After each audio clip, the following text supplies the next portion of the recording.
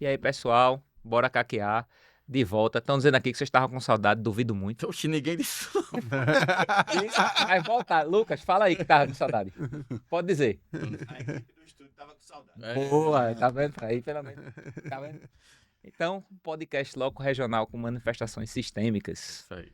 né? Eu de volta aqui com o Carlão, com o Pipeta e hoje recebendo o doutor Eduardo Jorge para a gente conversar sobre a medicina, a vida, nossas motivações, nossas dificuldades, nossos caminhos, como foi que a gente chegou aqui, né? Quer se apresentar, doutor Eduardo?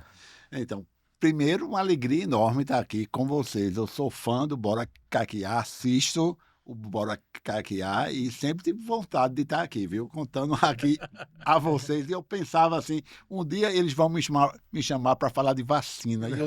E eu não queria vir falar de vacina, eu queria vir falar hoje aqui da vida de ser médico, da formação desse jovem médico, os desafios atuais, o que torna essa unidade de uma pessoa ser médico de manhã, de tarde, de noite. Será que é isso mesmo? Vamos conversar sobre isso. Então pode já falar sobre a sua formação, né, professor? A gente conhecer um pouquinho mais como é que o senhor chegou onde chegou. Então, eu sou pediatra, me formei na Federal em 87, eu sou de uma turma considerada histórica e fiz a minha residência. Não é por causa do título do esporte, não, viu? Ah, Que título do esporte? Fake, aquele título do asterisco, não. Que título do esporte o quê? É tanto que a minha turma tem uma característica, ela não se chama Formandos 87, é Feras 81. Isso, vamos esquecer Nós 87, né? resgatamos o Feras 81 e é assim que nós nos chamamos. E fiz a minha formação de residência no IMIP, mestrado lá na Federal, e desde então, eu acho desde a minha vida de pós-formado, que é no IMIP. Então, hoje eu tenho quase 40 anos de casa. Então, o IMIP tem 66, então vocês vejam que eu estou já há muito tempo ali naquela casa, se confunde a minha história ali. E muito jovem, é uma característica até para contar para o pessoal que está ouvindo. Terminei a residência e sempre muito crítico, né? Então, o professor Fernando Figueira, ele pedia que a gente fizesse um relatório sobre os rodízios que tinha rodado, os pontos positivos e os pontos negativos. E eu, ambulatório, enfermaria, emergência, escrevi umas 4 páginas, entreguei a ele, né? Entreguei a João Guilherme, que deve ter entregue a ele. Uma semana depois ele manda me chamar. Disse, estou com a solução dos problemas. Recebi aqui um relatório seu, que você destrincha todos os rodízios, o terceiro andar, o quarto andar, o berçário, a emergência, aponta várias dificuldades e eu quero que você vá resolver. Então, você vai ser o supervisor do programa de pediatria. Isso eu tinha 26 anos de um programa de pediatria que era o melhor da cidade, né? Ainda é, mas Sempre tinha passado por nomes do Dr. Otelo, João Guilherme. Disse, você fez tanta crítica e você agora vai resolver. Veja como Fernando Figueira era uma pessoa acima do tempo, né? Que imaginar que uma pessoa de 26 anos ia ser supervisor de um programa de pediatria que era a pérola da instituição e ter a coragem de botar aquele menino falador, né? Que só porque fez aquelas críticas todas, disse, se você fez tanta crítica, você vai ter uma solução para dar. Certamente Você era está só sendo contratado. a cereja do bolo, ele já alivia de outra forma. É interessante aí na história, Eduardo, que assim, à frente do seu tempo, porque esse negócio de feedback 360, né? Eu né? pensei a mesma coisa, É, ele começou a dizer, isso. ele fez, né? É. Professor Fernando Figueira, que é uma coisa que hoje a gente às vezes tem Isso. dificuldade de implantar, né? E Isso. não de colocar para funcionar. Aham. Ele já pedia feedback e a segunda coisa é a parte da gestão moderna, né? É. Não leve o problema, não, leve a solução. Então, você levou Aham. o problema, ele já lhe colocou para Aham. fazer a solução. E aí, desde então, eu estou lá no meio do caminho. É uma coisa que me incomodava muito, né? Nós tínhamos uma enfermaria do quarto andar que era a metade, vocês não são dessa época, a metade era meningite bacteriana. Não, E por hemófilos. Eu Então, tinha a enfermaria de meningite. Tinha uma enfermaria. Porque eu sou um pouco mais velho que eles. Tá, É. 10 anos mais velho que a gente aí. na minha época tinha um andar inteiro. A metade do quarto andar era meningite. E aí estava começando a meningite para a vacina para hemófilo nos Estados Unidos. E eu comecei a estudar isso, né? Comecei a me interessar, e aí surgiu o embrião de eu gostar de vacina e pensar em vacina e acreditar em vacina. E aí a vida me levou para estudar mais essa área dentro da pediatria. Foi fruto de uma observação, como a gente diz sempre da medicina, né? O empirismo, você observa, pensa uma oportunidade e começa a pensar, meu Deus, será que não existe uma vacina de hemófilo para acabar com tanto menino com meningite? Morria muito, né? Uma letalidade alta, e os que saíam sequelados, com surdez, era uma coisa que me incomodava muito. E a partir daí eu me encantei por esse assunto.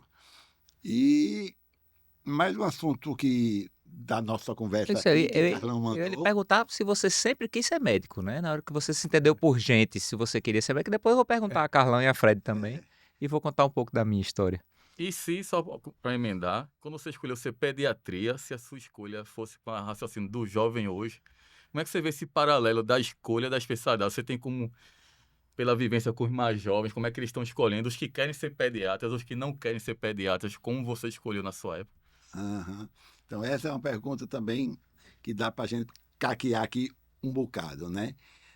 Nos anos 80, da minha época, a percepção do jovem médico, ele não colocava essa coisa que hoje é tão falada, né? Essa preocupação com o mercado de trabalho, com horas de trabalho, se eu serei plantonista, se eu terei que começar pelo sábado, pelo domingo.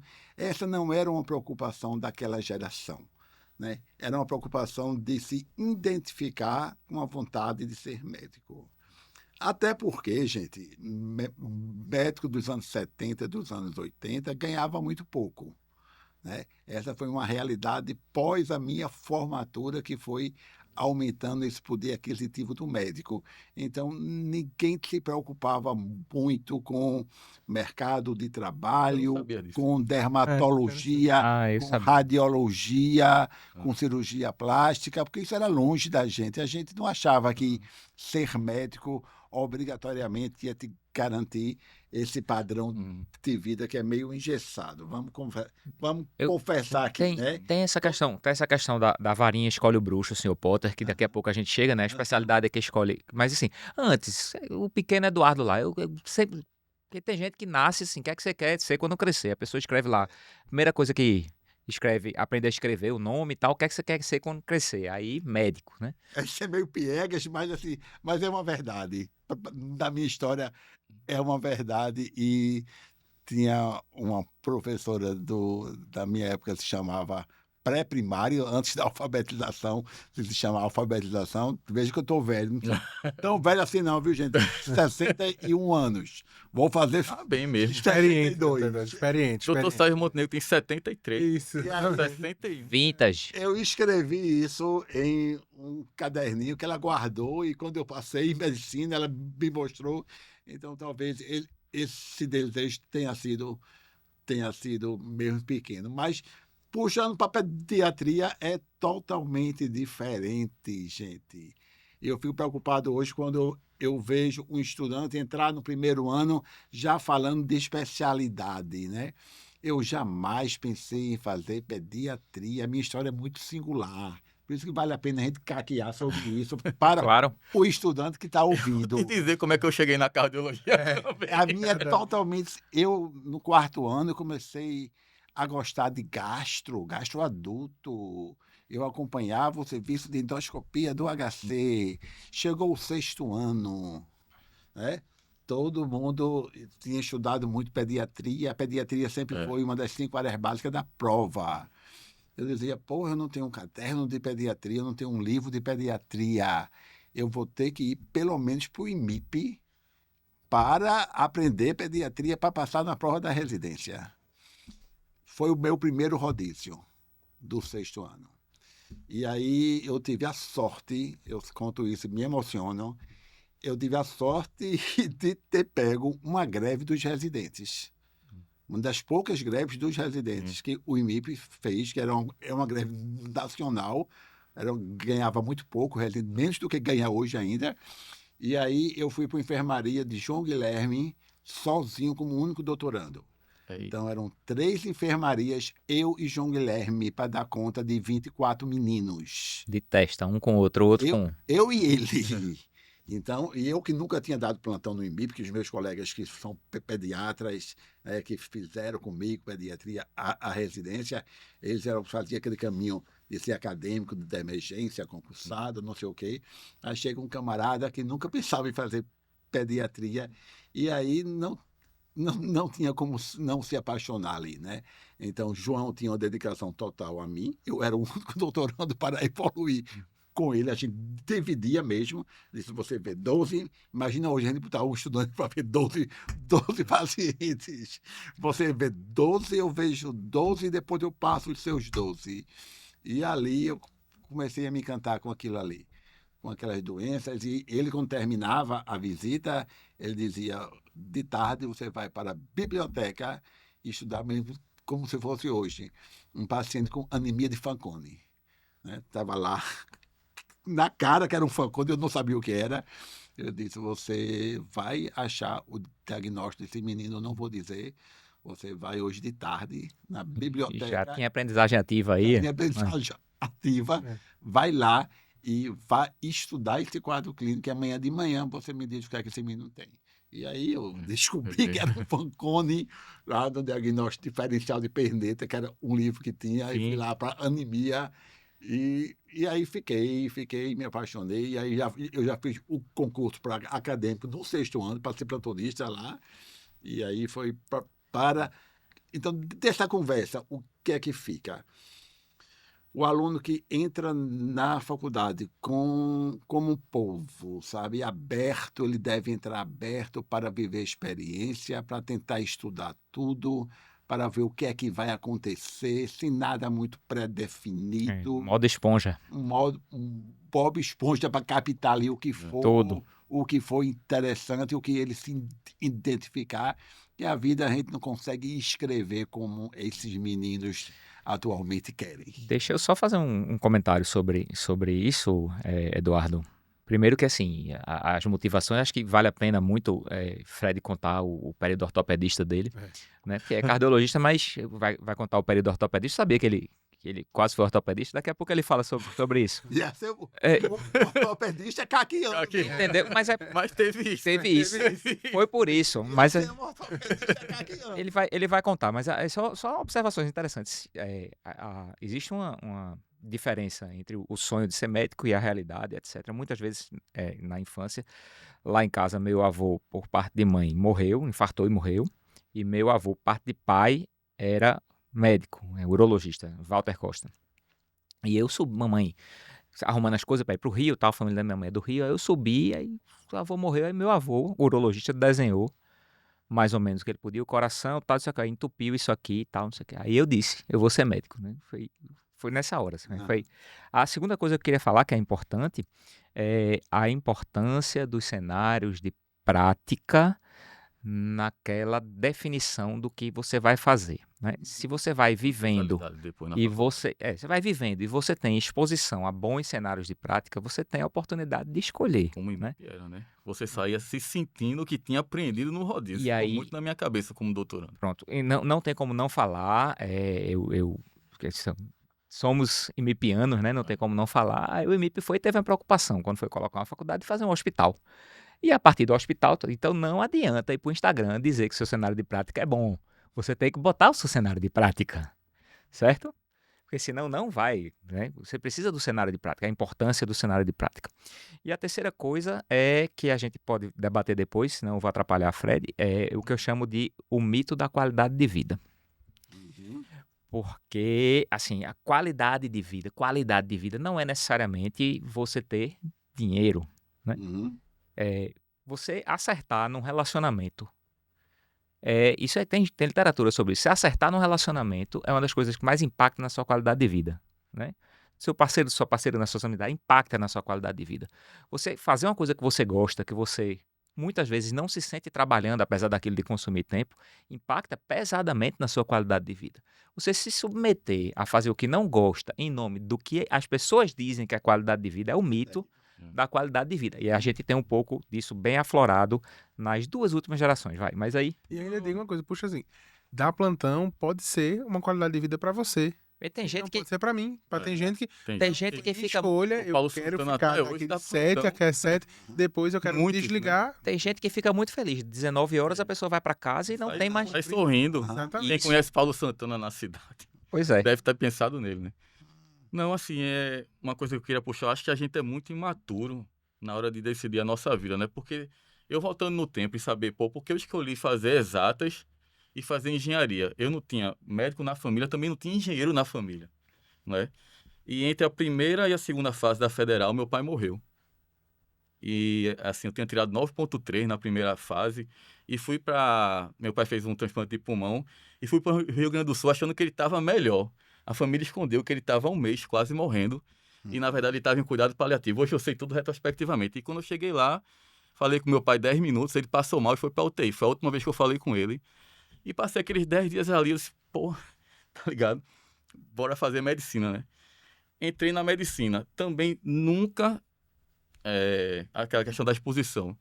Não entrei no primeiro período pensando em cardiologia, nem em ortopedia. Eu fui decidir isso no último período. No curso tu Eu só tô- pensava em Renato Russo. Exatamente, assim, eu acho que eu só tô falando isso porque, assim, eu acho que tem que ter essa preocupação com o mais jovem, da imaturidade mesmo de conversar, da exposição, porque eu acho que a gente precisa de uma ajuda que a gente nem mesmo sabe que precisa. E você vai meio que sendo escolhido, ou a vida vai dar certo às vezes, você poderia ser mais ajudado.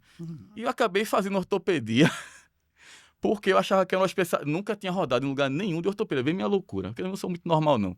Né, Eu não? achava que era diagnóstico, tratar e o paciente fica bem. E acabou. E acabou, né? Fui fazer ortopedia em São Paulo. E aquela história, né? Mas era um ortopedista caqueador. Fui lá pra USP. Cheguei lá, tinha uma causa de artrite séptica. E o pessoal querendo saber se era tuberculose, se não era. Eu disse, por que não faz um ADA do líquido, né? Do derrame articular? E o meu preceptor da Universidade de São Paulo fez, ADA? Você vai fazer um seminário sobre isso para trazer a sensibilidade, a especificidade, valor preditivo positivo. Então, assim, já tinha caqueado naquela época. E tudo eu tinha que perguntar ao clínico. Lá vem os traumas, né? Por quê das coisas? E por que eu escolhi? Veja como era Porque você, diferente. mesmo cardiologista, nunca deixou de ser Veja clínico, como tá eu vendo? não vou passar em hora nenhuma na questão financeira, para você ver como é. Lá na USP, tudo que... Primeiro, o ortopedista não anda de estetoscópio. Então, eu realmente não podia examinar o paciente. Mandaram tu tirar o estetoscópio mesmo, Mandaram na primeira semana. Eu cheguei com estetoscópio, me desculpa, Universidade de São Paulo. E o meu preceptor olhou para mim e fez assim, tira o estetoscópio, não venha mais com isso, porque eu não quero você perdendo tempo auscultando e tirando a pressão do paciente. Eu perdi meu estetoscópio. Ninguém andava de estetoscópio. Aquilo para mim já foi uma coisa... Assim, quem me conhece um pouquinho sabe que eu sou orgulhoso. Eu fui perdendo a clínica médica, porque uma ortopedia de verdade, ela não é fácil, ela é difícil, né? Não é só o trauma É uma ali quebrou, ciência, ela é uma ciência. difícil. É sim. Enfim. E você vai perdendo a clínica e tudo eu tinha que perguntar. Isso uma pneumonia eu tinha que perguntar. Não, diarreia, tinha que conta a perguntar. pneumonia, que tu chegasse lá. Não, mas enfim. Isso me foi desmotivando. Eu disse assim, manhã não dá.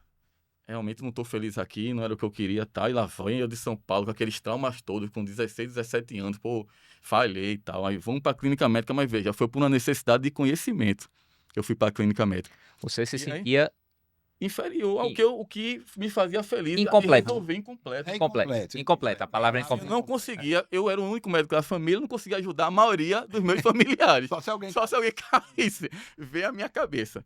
Fiz clínica médica e por que a cardiologia? Também não tenho nenhum cardiologista na família. Não fiz rodízio em lugar nenhum, mas Márcio sabe dessa história. Quando eu ia para um plantão de clínica médica, você ali novinho, no Santa Joana, no primeiro plantão, fui no hospital particular aqui, você fica, o que é que tá me deixando intranquilo no plantão para eu dormir? Aí 10 coisas. Das 10 coisas, eu acho que 7 era da cardio. Se chegar uma parada, se chegar uma arritmia, se chegar um infarto, se chegar não sei o que, eu disse, Mas demagogo de pulmão. vou fazer cardio. Veja as escolhas da pessoa, né? deu certo, graças a Deus. Mas o paralelo que a gente queria da sua experiência, o Carlão vai falar um pouco da vida dele também, é isso. Eu acho que talvez o raciocínio hoje possa ser uma impressão de quem está mais velho. Talvez os mais jovens que veem esse podcast nem estejam pensando nisso. Mas eu acho que eles têm mais conhecimento hoje do mercado, do retorno, porque a exposição ao Instagram, à rede social, ela é muito alta. Então, minha filha de 13 anos está exposta a tudo o que eu não era exposto. Então, não é possível que quando ela estiver na formação, ela não já escolha baseado em alguma coisa que é informação que a gente não tinha, né? Além da exposição, eu acho que há uma preocupação mesmo em associar medicina com status. Infelizmente, isso é uma verdade que a gente tem que trabalhar com o aluno, porque formar profissional técnico é muito fácil, gente.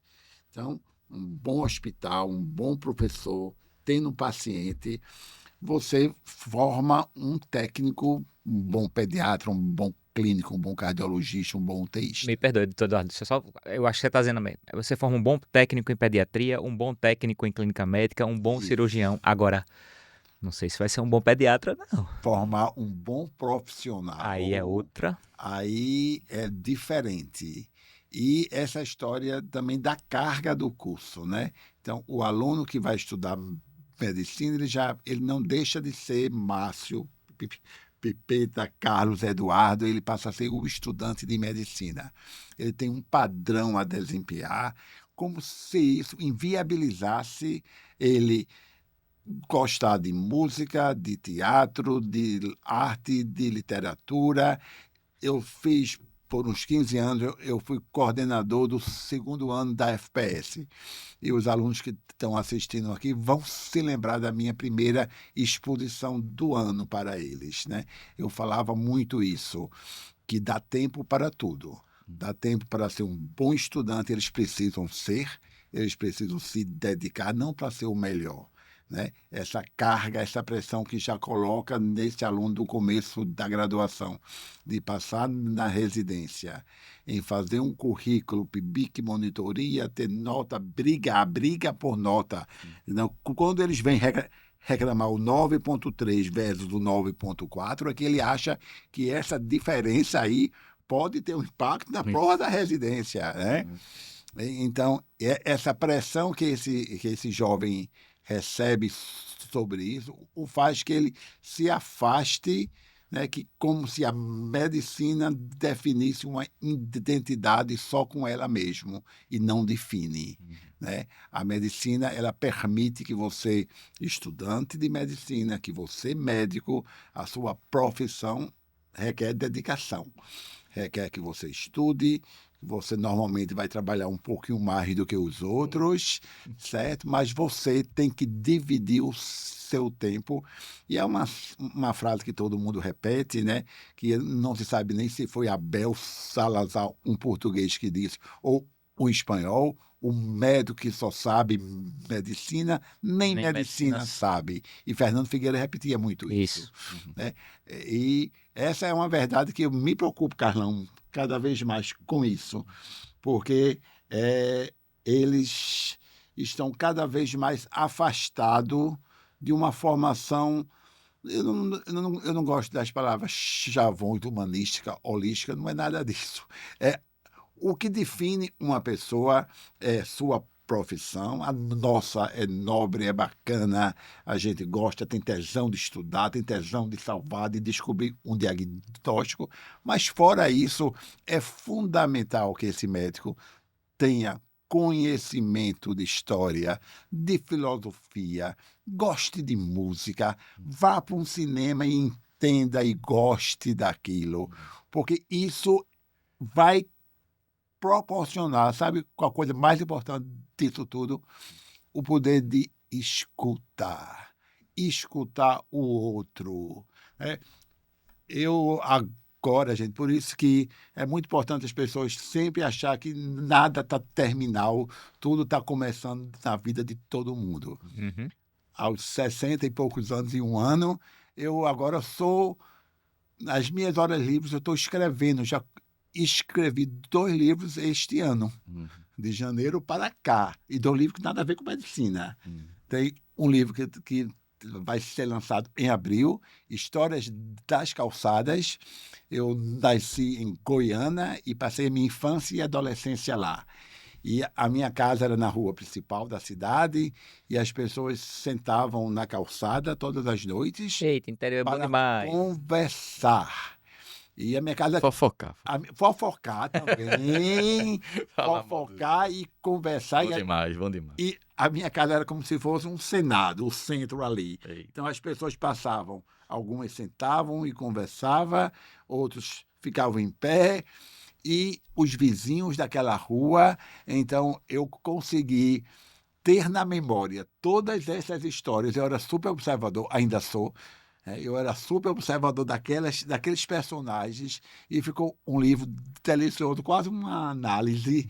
Eu visito até as dores deles, as Deles, minhas, e tá muito legal. Então, Histórias da Calçada. E outro livro que eu acabei de terminar ontem, que é As Filhas do Mundo. Então, a filha do camarote do carnaval, tá muito legal. A filha do supermercado, a filha da vaga da escola, da classe média altíssima, Hum. que quer aquela escola que ele sonha que vai mudar o destino do filho dele, vai tem. garantir. Que tem que ir lá em abril do ano, porque senão não tem vaga. Reservar, e aquilo vai ser decisivo, quem sabe, para ele ser médico como eu. E a luta da classe pobre em conseguir uma escola integral de manhã e de tarde, que vai dar uma melhor formação. Aí eu falo a filha do transplante, a filha da triagem, Sim. a filha do INSS. Está muito legal também este outro livro. Eu tenho Lula Arraes fazendo o prefácio, e o outro é Fátima Militão fazendo o outro prefácio, dois colegas médicos queridíssimos que fazem o prefácio desses dois livros. Então, as pessoas sempre perguntam a minha mulher e a mim, mas a ela, tem mais receio de perguntar, como é que Eduardo consegue fazer tanta coisa? É superintendente do IMIP agora, viaja para Brasília por CFM, escreve livro de crônica, publica quase todo dia alguma coisa sobre algum assunto, e eu confesso a vocês que dá tempo para fazer isso tudo. Tem que ter foco, tem que se entregar e fazer tudo com tesão, com gosto. Quando está fazendo aquela coisa é o meu foco. Né? Quando termino aquilo, o meu foco é outra coisa. E a lição que fica é: médico jovem que esteja assistindo essa conversa, vocês estão aqui com 3 pessoas que vocês respeitam, né? Então, quem não conhece Pipeta, Márcio Santos, Carlão, tem uma história profissional super marcante, são excelentes médicos, e Pipeta está aqui com a camisa do Náutico, Náutico, morre, do sofre pelo Náutico. Márcio toca um violão melhor que muito cantor. E de que hora Márcio toca violão? Muitas horas por dia. Profissional da guitarra. Carlão também toca uma guitarra que eu já vi no Instagram. Então, brinca carnaval, adoro carnaval, muita gente gosta de carnaval. Pernambuco, vocês têm a sorte de ser um país, né? Um país cultural como Pernambuco. Estamos aí em breve com o nosso Oscar da perna cabeluda. Então, isso que faz uma pessoa inteira. Um jaleco não lhe define. Nossas famílias, né? Um Por jaleco coincidência ou não não, lhe todos define. temos famílias. O senhor falou agora de Pernambuco, mas o senhor falou uma coisa ontem que a gente tava conversando, né? Isso. Com os residentes, e aí um falou, não, Aracaju, Alagoas, e eu moro aqui há 20 anos, né? Eu sou maceiense, metade da minha família é de Floresta, que eu sou Ferraz, minha mãe é Ferraz de Floresta, mas eu sou maceiense. E vim pra cá e não me arrependo de ter vindo pra cá e não voltaria pra Maceió. Adoro minha terra, mas Eu também gosto muito da sua terra. me sinto pernambucano. O litoral mais bonito que a gente tem no Nordeste. Ando com a camisa de Pernambuco, e às vezes os amigos, você não tem orgulho de Alagoas? Tenho, mas eu tenho orgulho de Pernambuco. Por quê? Porque Pernambuco me acolheu.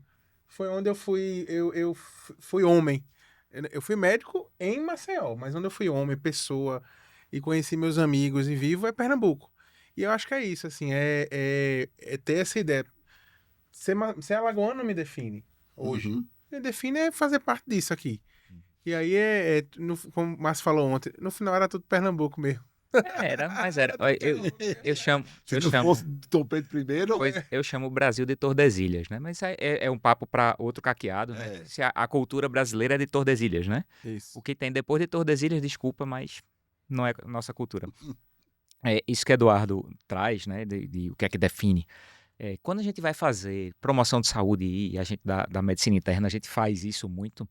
A gente faz, olha, equilíbrio. Inclusive tem um pequeno episódio do podcast que não foi pro ar ainda, que sou eu e você, aliás. É verdade. O que é que você tem que ter? O que é que você tem que ter? Não, você tem que ser feliz na sua profissão, ou seja, é um aspecto. Isso. Você tem que ter espiritualidade, fica melhor, né? Do que religiosidade, não necessariamente religiosidade. Você tem que ter uma atividade lúdica que lhe traga diversão, que pode ser música, que pode ser teatro, que pode ser cinema, que pode ser literatura, que pode ser um pouco de cada, né? Você tem que ter um apoio, um núcleo familiar ou de pessoas próximas que também lhe apoiem, né? E de preferência que você tenha um equilíbrio em todos esses aspectos. Então, se você é definido por apenas um desses aspectos, Tá, alguma coisa tá errada. você está, e voltando a falar, você não está completo, né? não. De jeito nenhum. É, Tu não eu me contasse por que é lembrei que... Ainda me não. lembrei de uma história. Minha mãe, ela faleceu ano passado, mas ela foi submetida a um transplante de medula óssea 2 anos atrás, que eu fui o doador. E aí, quando eu deitei lá, que iam fazer a sedação para pegar a minha central, enfim, para fazer a férise, né? E aí a anestesista me perguntou, você toma o que de remédio?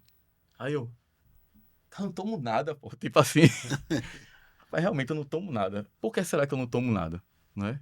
Então é isso. É a vida profissional. São os filhos. É a mesma mulher, 16 anos. É tocar bateria, piano, guitarra.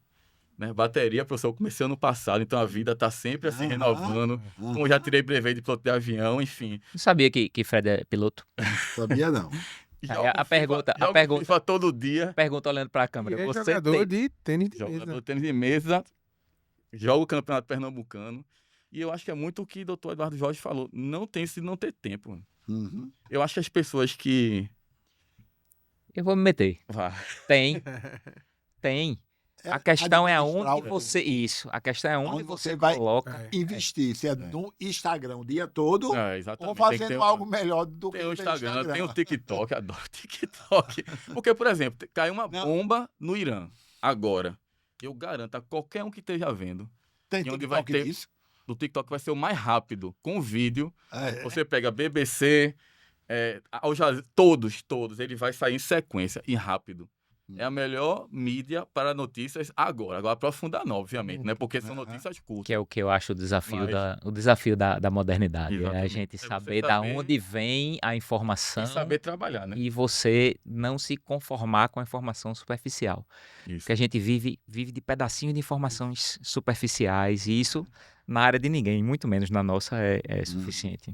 Não, porque, por exemplo, a mesma notícia você pode se informar no YouTube, tem aquele canal do professor Ock, não sei se vocês Aham. conhecem. Aham. O cara é um gênio. É. Ele tem um viés que eu sou do outro viés, mas veja, eu escuto o cara porque o cara é brilhante, entendeu? Mas são 1h30, 2 horas de... Mas é muito bom se você tem a velocidade 2 vezes, 3 vezes, você consegue escutar rápido. Mas eu acho que é o que Márcio falou. Talvez a nossa geração, como a gente viu toda essa... A gente está passando por isso. A gente começou das coisas de livro, né? Passou para um up-to-date, que já era uma coisa mais rápida. E depois as coisas vão facilitando até onde você chegar, que você pega ali o Ai, ai. ChatGPT e pau, entendeu? Então, como a gente passou por tudo, talvez a nossa geração seja mais preparada para filtrar o que presta e o que não presta. Mas o pessoal que Ou está... talvez você só esteja ficando velho mesmo. Talvez. Ou talvez a gente já tenha mais Talvez, experiência para entender. mas o aí que tem é, estudo o que sobre não é. isso, né? Aí vem a Tem. ciência, né? Isso. Você entregar a IA para um leigo, É. entregar o IA para um cara que é um especialista, mas não tanto. E um especialista com IA, quem ganhou claramente foi o especialista com IA. Ah, Então, assim, essa resposta a gente tem. Vai evoluir para um dia, talvez, veja, a televisão para mim é a... Já pensar, não existe a televisão. Eu te digo, Márcio, daqui, eu vou te mostrar o que está acontecendo agora no Japão. Tu ia acreditar? A gente teve que lançar um foguete para botar um satélite para transformar ondas Monteiro em Lobato. imagem, pô. Monteiro Lobato tem diversos livros, né? Monteiro Lobato foi cancelado porque ele tinha algumas opiniões que são condenáveis na sociedade de hoje. À época eram convivíveis, Uhum. não menos condenáveis, porém convivíveis, e hoje são definitivamente não convivíveis e condenáveis. Mas eu acho que a literatura dele continua sendo uma literatura que vale visitar. Então ele tem um sítio do Pica-Pau Amarelo, lá infantil mesmo, não falo nem da relação dele política com petróleo e tudo, que também tinha livro sobre isso. Eles vão para a Grécia Antiga. E a dona Benta tá de óculos, né? Aí o pessoal da Grécia faz, que é isso aqui? O óculos, entendeu? Então isso que você acabou de dizer, isso Monteiro Lobato em Uhum. 1930 Sim. escreveu, não sei se foi 30, não, acho que foi um pouquinho mais, né? Semana de Arte Moderna para frente, 40. Ele já dizia isso e é isso aí que você tá Mas dizendo. o conhecimento humano, se a gente botar no tempo, a gente não está na curva exponencial, não. Eu não sei dizer em que curva, a gente não está nem em curva, a gente deve estar numa reta de conhecimento. Não é? Então, assim, tá E a tudo ciência dá saltos, muito né? rápido. Pô. Tudo Então, muito... o salto atualmente é a cada mês, Tava né? lá, exatamente. E quando se falam em medicina e IA, né? Há sempre muita preocupação. E aí eu diria que uma das coisas mais fantásticas para ajudar a medicina é a IA. Sim, não tenha dúvida. Eu estou nessa Como- mesma linha aí. Como Como foi o é? computador? Uhum. Como foi a calculadora? Pô? Então, ela otimiza tempo, Sim. ela faz que tarefas rotineiras, desnecessárias e demoradas Eu fiz uma grade sejam do Congresso. muito mais Eu rápido. fiz a grade do Congresso, eu não vou dizer qual, porque em um prompt. Agora, o que é que eu tenho como especialista? Essa aula ficou ruim. Aham. Essa aula não tem, esse título não tem mais sentido. Então é isso, é um Não, especialista e você com IA. entende o que é Entendeu? importante. Exatamente. Perguntar, Isso, só- como Isso. perguntar e o que é importante Só para pra você. gente não ir para um podcast de IA. E selecionar o que é que a IA Interessante. vai te dar. E ter o discernimento de o que é que daquilo é aproveitável Sim. ou não. E aí o perigo do jovem é ele não ter esse Esse. discernimento. Pronto. Que para ele ter, eu volto a falar, ele precisa ser mais inteiraço. Sim. Ele precisa ler o- mais, estudar O mais. desafio é a gente pegar o salto da ciência, né, isso tudo que a gente tem à nossa disposição, e com uma velocidade diferente da velocidade, vamos dizer, afetiva ou emocional, né? A gente é exposto a determinadas facilidades e às vezes a gente não tem o preparo para isso. A gente fala de baixa tolerância à frustração, isso acontece. A rede social ela te coloca espelhos, isso que Eduardo fala no começo, que existe, e não é um mito, né? Existe uma correlação entre ser médico e status, dinheiro, né? Porque as pessoas estão vendo Uhum. o tio, o primo e agora na rede social, né? Fazendo esse tipo de correlação, e a pessoa espelha numa coisa que, primeiro, nem sempre é real. Segundo, veja, tem gente que consegue fazer aula de bateria, ter brevet, ir para Brasília, escrever, e tem gente que está muito satisfeita em chegar do seu plantão e montar quebra-cabeça com a família. Sim. Uhum. E essa comparação é uma coisa que às vezes prejudica, essa abundância de fontes para comparar, porque existe uma clara diferença entre a velocidade com que as coisas acontecem tecnologicamente e a velocidade com que as coisas acontecem afetivamente. Esse é um aspecto. O outro aspecto é a questão de que a sociedade ela hoje é resultadista, ela é parametrizada. Então metrificada, você precisa dar resultado, você precisa E rápido. Veja, e eu não Com estou dizendo que tolerância. isso está certo ou que está errado, é assim que está funcionando hoje em dia, né? E as É a pessoas- mesma aula do MBA para todo mundo. A minha impressão é essa. Eu não tenho MBA, mas eu tenho certeza que deve ter a primeira aula. Eu digo, eu vou entender tudo, porque tudo funciona assim. Como eu já comecei um de gestão executiva e um de gestão de saúde, É essa aula mesmo. Mas É. se a pessoa não Eu já tem fiz também.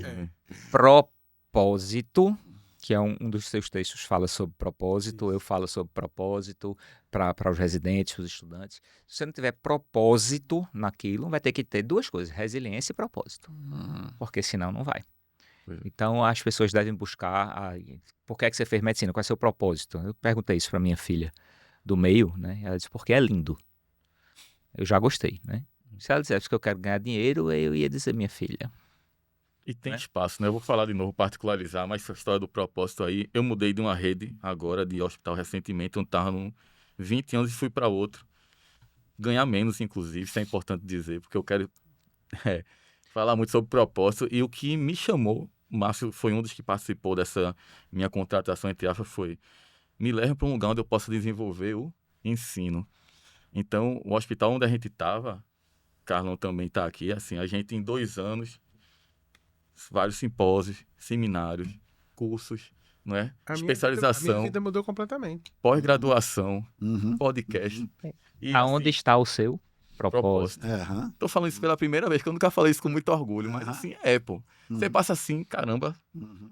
isso tem que mover você mesmo, porque a sua felicidade tá metrificada, né? Aí, né? No seu E propósito. tenha certeza, né?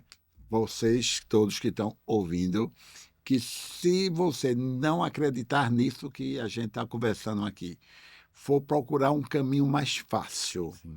um caminho que não lhe exija não, a inquietude de mudar, um caminho que não demore mais, mas está lá. No final, você vai conseguir a satisfação pessoal, que é fundamental. Você vai conseguir ser um bom médico, Sim. que é a coisa mais importante da nossa profissão. Medicina é sempre uma profissão de meios. Não garantimos 100% de cura. Não garantimos não errar. Somos humanos, todo mundo aqui já errou. A gente tenta errar menos. Certo? É errar menos, aprender com os erros, fazer o que é certo.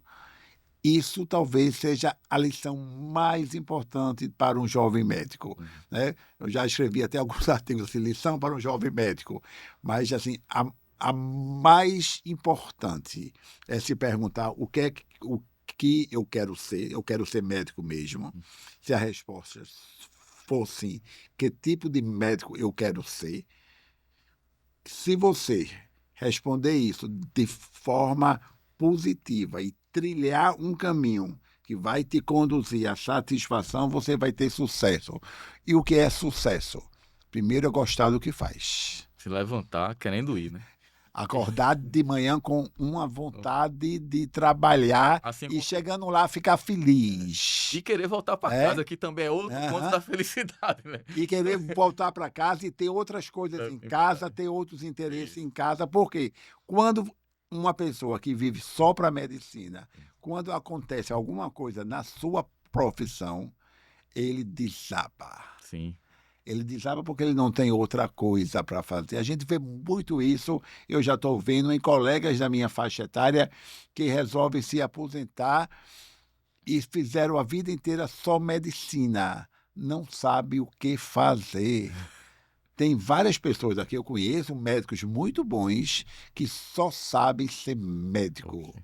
Não sabe fazer absolutamente nada. E quando ele perde essa coisa de ser médico, ou por aposentadoria, ou por uma doença, ou por uma decisão até equivocada, né? Não, cansei, já trabalhei muito, ele não sabe o que fazer, porque ao longo da sua vida ele não desenvolveu outras habilidades, outros interesses, Isso. outras vontades. E aí vai ser medicado. Aí vai ser medicado. Aí é depressão profunda, ansiedade, depressão, Sem hipertensão. Isso é importante, sem Sem diminuir ninguém tentar, né? o transtorno do humor, que é uma Aham. doença, Aham. né?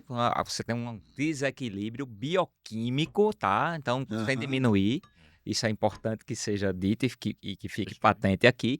Mas se a gente puder evitar fatores de risco que contribuam para o Isso. transtorno do humor, melhor. Melhor. E que são tratamento, de certa forma, também, né? Não, eu lembro de uma música do Belchior que ele fala assim: conta aos amigos doutores que abandonei a escola pra cantar em cabaré. E ele era feliz por isso.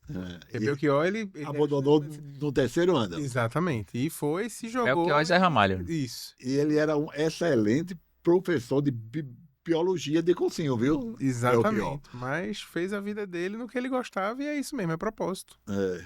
Né? A Márcia estava, antes de Pipeta falar, assim, eu fui jogado na medicina um pouco parecido com o Fred, né? Meu pai já faleceu também, meu pai tinha tido febre reumática, ele tinha insuficiência mitral-aórtica, foram 4 cirurgias Tu cardíacas. sabe que a turma muda o nome, só pra gente ter que estudar de novo. Eu sei. Doença reumática. Doença reumática, eu sei. Na frente do pediatra. Não é isso? Ele rindo. Mas foram 4, 5 cirurgias cardíacas desde 5 anos de idade que eu convivi em hospital. Então aquilo pra mim era uma rotina natural. O hospital pra mim era... Meu pai tava a cada 2, 3 meses no hospital. Então, acabou virando aquela rotina. Meu pai, depois da terceira cirurgia, fez medicina. Meu pai passou em medicina na faculdade, na Universidade Federal de Alagoas. Meu pai tinha, eu acho que 35 anos. E aí, ele fez até o 4º ano, quando fez a 4ª cirurgia. E aí, uma cirurgia outra, fez líquido e válvula, enfim, fez várias complicações, teve que abandonar O curso. o curso, né? E aí, quando quis voltar, já tinha sido jubilado, foi uma confusão, enfim. Mas ele tinha muito essa coisa de querer, eu sou o mais velho dos 3, né? De querer que eu fizesse medicina, e ele sempre teve o cuidado de nunca me passar isso. Só que a coisa de a vida toda. E aí você ia você ia para uma revisão, a primeira coisa que o médico procura, e ele vai fazer o quê? Eu vou deixar ele fazer o que ele quer. E aí veio o plantão médico nos anos 90, Sim. na Globo. É. É bem, bem peculiar. Mas quando eu vi aquela situação, os plantões de plantão médico, a série de TV, Aham. eu quis fazer aquilo a partir daquilo dali. E Márcio com o Dr. House. Não foi não, eu já Oxe. era médico. Mas foi isso. Sei nem Foi quem é o tanto, Dr. House da tanto que o Noah Wyle, ele ganhou agora o Emmy com o The Pitt. E eu disse, olha, eu já botei no Instagram, eu disse, eu quis ser médico. Foi esse personagem aqui, esse menino que tinha acabado de chegar lá e aí fui empurrado pra medicina desse jeito. Mas não sabia, eu na faculdade, eu não sabia nem como é que o médico ganhava dinheiro. Uhum. Eu lembro que eu perguntei, meu professor de anatomia lembra dessa pergunta. Como é que a gente ganha com consulta? Quem é que paga a gente? É o hospital ou o paciente? Pra você ter uma ideia que eu não sabia nem como é que a gente ganhava dinheiro na época. Uhum. E hoje, assim, eu tenho muito cuidado de deixar o leque aberto pro meu filho. Então, assim, depois que na faculdade eu disse, poxa, eu devia ter feito música. Gostava muito de música. Eu ia fazer essa pergunta, eu ia fazer É. a sua Siri, você vai ter isso. Eita, pode falar Siri? Pode, a gente corta. Mas ele ia perguntar isso, ia primeiro dizer que, assim, eu sou médico, minha esposa é médica, meu mais velho fez ciência da computação. Então, assim, ele disse, se eu fizesse medicina, talvez eu me desse bem, mas você tem que fazer o que você enxerga propósito, né? Mas eu pensei, se você não fosse médico, era o que ele perguntar, e você já emendou, seria músico. Eu seria músico. Talvez eu não fosse tão feliz quanto eu sou em ser médico. E, como minha esposa diz, talvez eu só seja feliz como médico, porque eu também gosto de dizer que sou músico. Não um bom músico, mas um músico. Eu seria um professor, viu? E de história. Eu gosto de história também. Eu tive uma viagem de fazer agronomia. Agronomia? Tive uma viagem de fazer agronomia no ensino médio. O meu Pensei pai é mesmo. agrônomo. Pensei mesmo em fazer Meu pai agronomia. foi agrônomo. Eu gosto de velocidade, velho. Acho que eu seria um piloto de avião. Hoje eu escolheria a rotina para conhecer, né? Diferente, né? Sim. Será que isso é bom mesmo, essa rotina de... Mas vários lugares, vários... Acho que combina contigo, né? Você... A questão é como é que a gente ensina isso para os nossos filhos, para os nossos estudantes. Essa nossa experiência de vida num mundo que pede a eles uma decisão rápida a tem cada... um artigo que o professor Giliato Falbo colocava a gente para ler lá na capacitação de tutoria, que era assim, é possível ensinar? É o título do artigo, né? Uhum. Que acho que a gente pode fazer outro caqueado um dia desse sobre isso, até já convidar o Dr. Eduardo Jorge de novo, Educador. porque aparentemente é possível aprender, ensinar, depende do que é que você considera ensino, mas é um artigo que quem estiver vendo aí, dá um Google, é possível ensinar. Eu vou atrás do nome do autor. Despertar, inspirar é possível. Isso aí. Inspirar é possível. E é por isso que eu fiz clínica médica. Aham. Porque eu ia ser cirurgião. É no rodízio de clínica médica no internato, como aconteceu com o Dr. Deus Eduardo. botou a mão e deu Não, o caminho eu- certo. Eu vi Dr. O Sérgio, mundo ia perder um bom clínico. bondade sua. Mas eu encontrei com o Dr. Sérgio, com o Dr. Ieda, Dr. Aidano, Dr. Pedro Aquino, Dr. Isabel, Alzirton. Aí eu disse, eu quero ser esses caras aqui. Não escondo ninguém, nosso guru é Dr. Sérgio. Mas foi a experiência, foi no cenário de prática e inspiração. Isso aí que o Dr. Eduardo disse. Mas e interessante, assim, você falou isso de Dr. Sérgio, Dr. Godinho, eu tive Dr. Odin, doutora Marisa até hoje, né? Mas conversava com o Rezende hoje, a gente discutindo um caso lá na UTI, e ele disse, não, porque fulano de tal falou isso, fulano de tal falou que essa situação é assim, assim. Aí eu escutei, disse, não, porque fulano de tal falou isso, que a gente tem que fazer isso nessa situação. Aí eu não falei nada. Na terceira vez, não, fulano de tal disse, e em tal canto faz assim. Aí eu parei e disse, ó, veja, na minha época, a gente sempre teve minhas referências, sempre teve nossos preceptores. E a gente se inspira no nosso preceptor.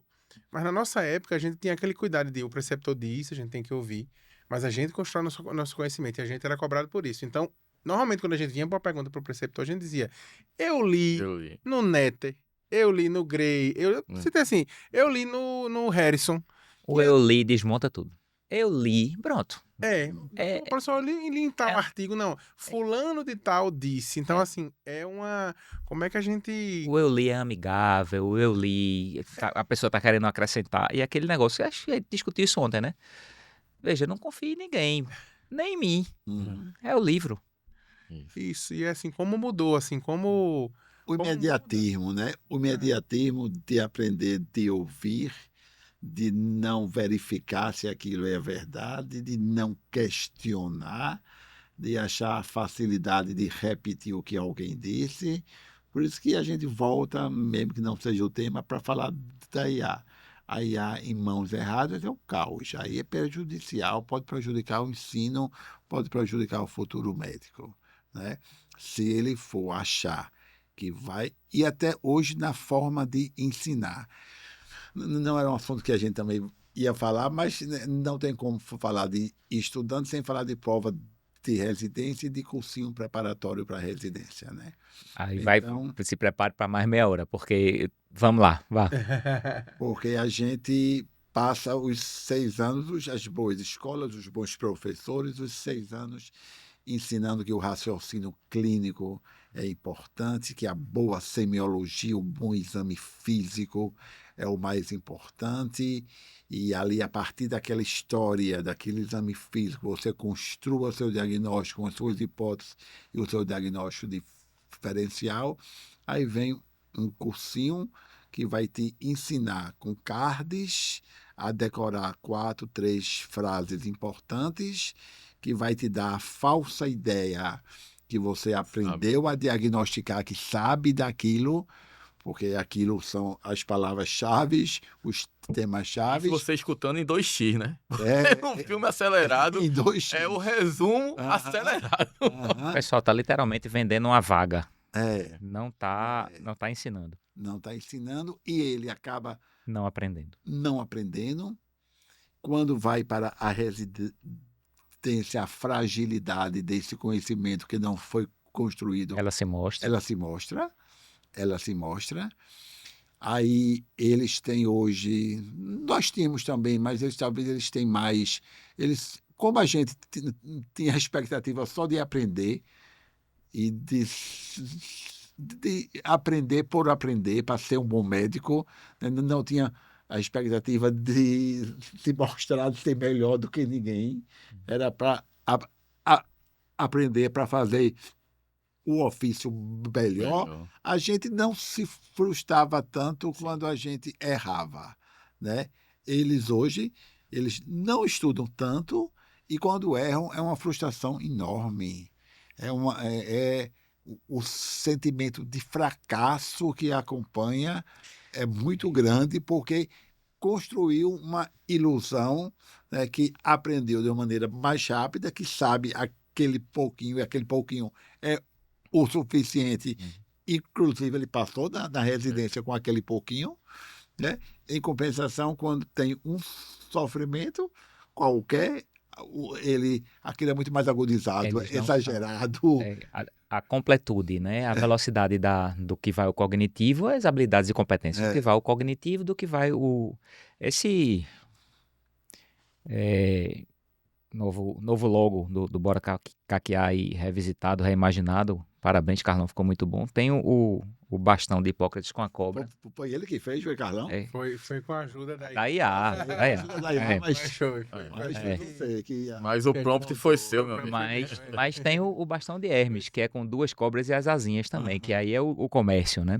Então, assim, você tirar da medicina, se você colocar a quantidade de primeiros lugares nos outdoors da cidade depois do vestibular é maior do que a quantidade de primeiros lugares disponíveis.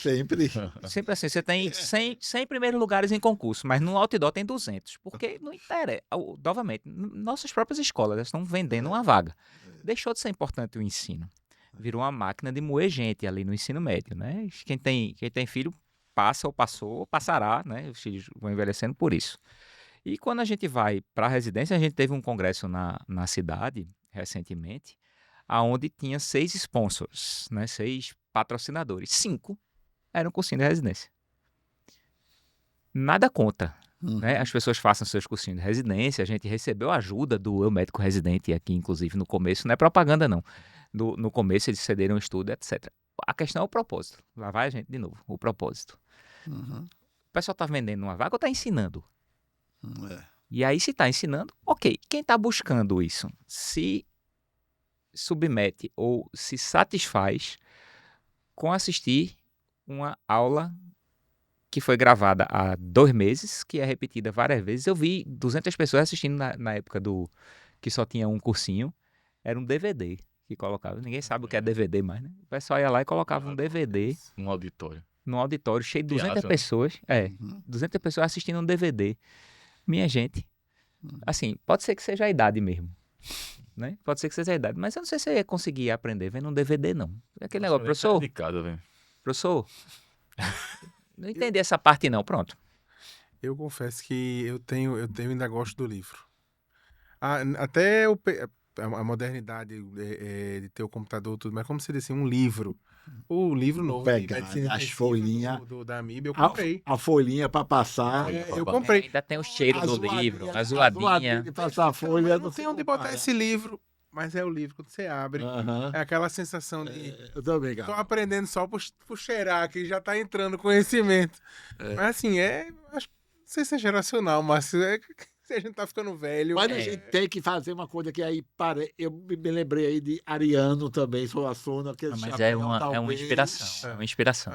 Esse sol de Ariano, essa estrela, essa lua, e a gente tem que esperançar, sabe? É isso. A gente tem que esperançar que, por outro lado, é uma geração que tem habilidades diferentes. A gente anda esperançando, né? Entre aspas.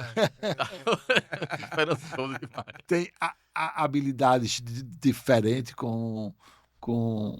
de conseguir informações mais rápido, né? Tem habilidades diferentes de ser um pouco mais aberto ao mundo. Por isso que dá uma vontade. Professor é um bicho danado, né? Do sangue.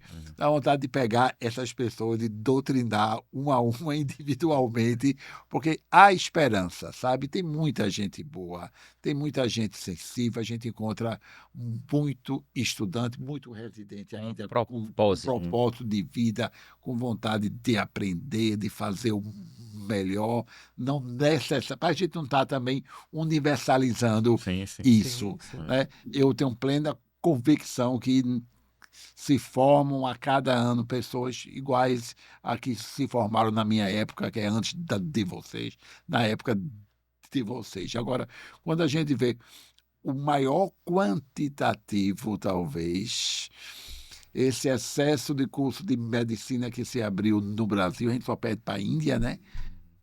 Só perdemos para a Índia. Sem cenário de prática. Sem cenário de prática, sem treinamento com o paciente, né? Sem a vivência do mais importante, que é esse contato, essa relação médico-paciente, que essa construção da pele, né? Só acontece mesmo quando é exposto. Se não for exposto a isso, não vai acontecer. Uma geração que também é mais imediatista, porque o mundo anda, para a gente não estar sempre num saudosismo. E você sabe o que é? O novo sempre vem e tem que vir. Eu tenho esperança que ainda... Belchior sempre Belchior. Eu tenho esperança que ainda tem jeito, sabe? Ainda tem jeito quando a gente pega um residente no começo do ano, um R1 começando, vocês que estão lá num serviço relativamente jovem, agora o Esperança, e sentar ali com aquela pessoa com poucos residentes que dá para dar uma atenção mais individualizada. Eu acho que a gente tem uma missão de vida, que é garimpar e formar essas pessoas pela sedução do bem. Eu Eu acho a sedução do bem é uma coisa que vai ter sempre espaço. exatamente. Dizer que E- eles também podem aprender com nossos erros, e- né? Não errem onde a gente errou, Aham, que é aham, a mágica do novo, né? aham, aham. É isso. E eu somava com vocês diziam da questão do cenário de prática, de tudo, de ter uma preceptoria preparada, porque às vezes você se associa a um hospital de nome, você até tem uma estrutura ali física maravilhosa, mas e a preceptoria? E Bora, Quem são as pessoas? Vamos- será que aquela vamos pessoa marcar um próximo Bora Caquear sobre ensino, né? Diretamente, não propósito, o que define, etc., de ensino, porque eu acho que aí é mais 45 Sim, minutos, com mas certeza. assim, não deixemos de fazer, né? Porque acho que é um pouquinho disso aí, é um pouquinho disso aí que você tá dizendo. Eu vou pedir que as pessoas do adiantado da hora deem a sua mensagem final. Eu começo logo a dar a mensagem final. Eu sei que é sempre um prazer, né? Caquear, né? O clínico é o caqueador por excelência, né? É sempre um prazer caquear e quando a conversa tá boa, a gente às vezes nem percebe É. que o tempo tá passando. Parecem 4 pessoas reclamando que a gente tá vintage, né? Tá e os jovens, etc. A gente já reclamou um bocado, né? Discordem da gente, né? Como preferirem. É bom que a gente aprende quando discordam da gente. Agradecer demais a presença de Eduardo, Carlão, Fred, que a gente continue podendo se encontrar mais vezes e caquear mais vezes. Professor, uma coisa que sempre me renova como médico, e como professor, é a aula da saudade dos residentes. Porque eles se expõem desde o convívio, como aprenderam, como chegaram, Aham, como saíram. Aí aham, você vai vendo como você, estou falando do ponto de vista do professor, aham. foi importante para aquilo ali, É, né? é. E depois vão os professores falar como eles também se renovam. Aquilo ali é o meu combustível do ano. São as 2 horas da saudade das 2 residências, né? E ter você hoje aqui, professor, a gente ficou energizado, porque é muito inspirador você escutar a sua experiência de como ainda ele sente amor, assim, professor. Eu queria ser professor. É isso que eu Propósito. propósito. Eu tô escrevendo, você fica a gente aqui tá cansado, mas assim, Mas- o doutor Eduardo tinha tudo pra estar mais para cansado. estar mais e não cansado tá. que a gente. Então, Ele tem assim, esperança, então a gente tem que ter realmente também. quer lhe agradecer. É. Assim, aquele jargão, por existir é pesado demais. Mas agradecer por existirem realmente pessoas como vocês, que assim como a aula da saudade, inspiram a gente. Todo mundo aqui vai dormir hoje, porra, o cara tá lá com 60 e poucos anos. Eu escrevi 2 livros, eu não sei o quê, e eu vou jogar videogame. Não que eu quero comparar, eu vou achar massa estar jogando lá também. Mas E é isso. e é isso, são esses exemplos que inspiram, professor. Obrigado pela presença e pela sua importância na formação dos novos médicos, né? Dos antigos, dos novos. Espero que você forme muito mais ainda. Obrigado, professor. Eu assim, não posso. Teria que ser muito repetitivo em relação a vocês dois, mas é exatamente o que eu disse, assim. Ter esse desafio do dia a dia como pai, né? Sou pai de 3, né? Somos todos pais de muitos. Eu tô com pai de 3, 4 4. da mesma mulher, viu? Três, Que fique É o bem de dois, claro é o de aqui, dois. que fique bem E claro. assim, a gente tem, eu digo muito, o professor e o preceptor ele tem que ter muito cuidado do que ele quer ali fazer como pai ou como professor. E às vezes se confunde, né? Aquela expectativa que você coloca naquele aluno. Às vezes o cara é aquela- amigo, né? É isso, exato. É uma assim. autocrítica. Não, mas assim, mas faz parte.